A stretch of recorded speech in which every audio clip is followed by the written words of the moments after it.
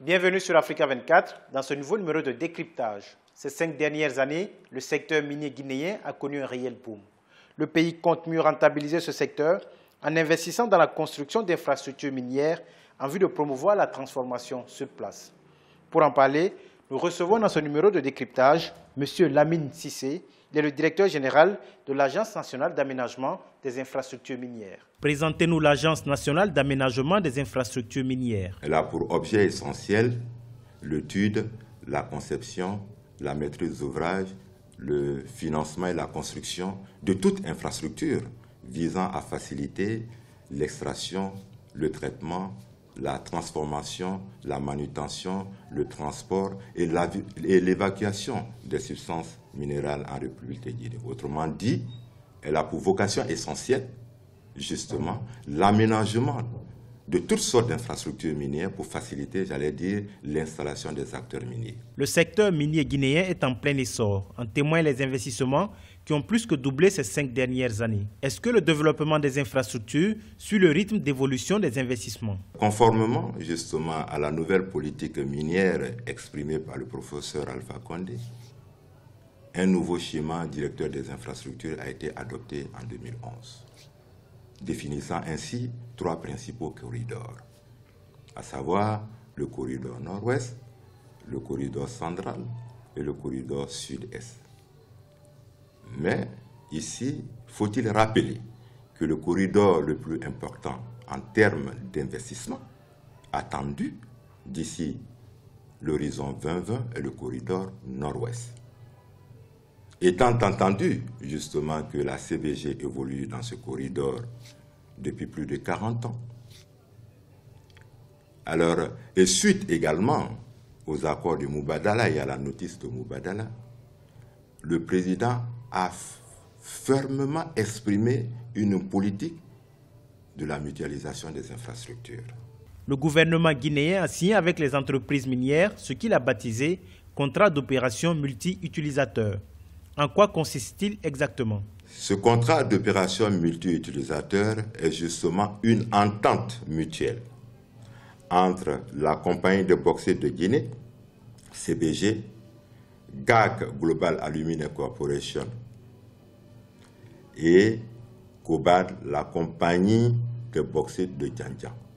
Donc c'est une entente mutuelle entre ces 3 entités pour l'utilisation en commun, justement, de l'ensemble des infrastructures que je viens de vous citer là, concédées à la CBG. Mais l'aspect important dans ce contrat d'opération multi-utilisateur, c'est que chacun va développer certainement ses parties privatives, mais les parties communes seront financées sur la base d'un budget commun qui sera mis en place suivant le mécanisme d'allocation de coûts au prorata, n'est-ce pas, de la capacité de production de tout un chacun. Ce qui est énorme. Donc, les 3 sociétés se mettront ensemble, non seulement pour renforcer les capacités des infrastructures existantes, mais aussi procéder à leur extension et développer davantage d'autres infrastructures. Tous ces contrats infrastructurels vont sans doute nécessiter des investissements. Quel est le volume d'investissement prévu et quelles en seront les retombées en termes de création d'emplois?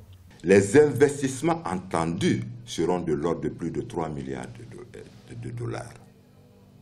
Et également, les créations d'emplois attendues, indirectes et directes, selon de l'ordre de 10 000.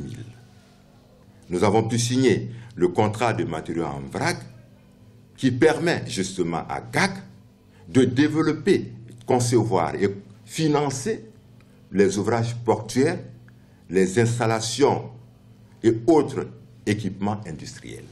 La Guinée ne dispose toujours pas de laboratoire d'analyse de la teneur de ces minerais, ce qui entraîne l'évacuation parfois abusive de plusieurs milliers de tonnes de bauxite à des fins d'analyse hors du pays. Quelles sont les dispositions prises à ce jour pour répondre à ce besoin? Le président nous a instruit de mettre tout en œuvre pour qu'un centre d'analyse de la bauxite soit implanté à Tamsar.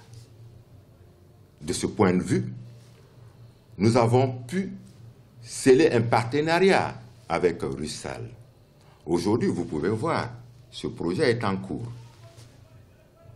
La réalisation d'un centre d'analyse de la bauxite sur place, ce qui permettra non seulement à la Guinée d'éviter les sorties abusives d'échantillons, mais aussi les sorties abusives de devises. Et un avantage énorme, il aura le transfert de compétences à travers une formation locale, intégrée. L'un des défis les plus importants reste encore la possibilité pour la Guinée de transformer ses minerais sur place. Les économies soutiennent que l'exportation des minerais à l'état brut est une perte pour le pays. Quelle est la stratégie du gouvernement pour transformer sur place et accroître la valeur ajoutée de ces minerais? Ça fait partie des objectifs de l'ANAEB et des objectifs principaux du président de la République. Parce que ce qu'il faut dire, GAC, dans sa convention, prévoit la construction d'une raffinerie. De ce point de vue, nous pensons qu'à l'horizon 2027, on pourrait promouvoir les investissements nécessaires pour justement permettre la transformation de nos minerais sur place.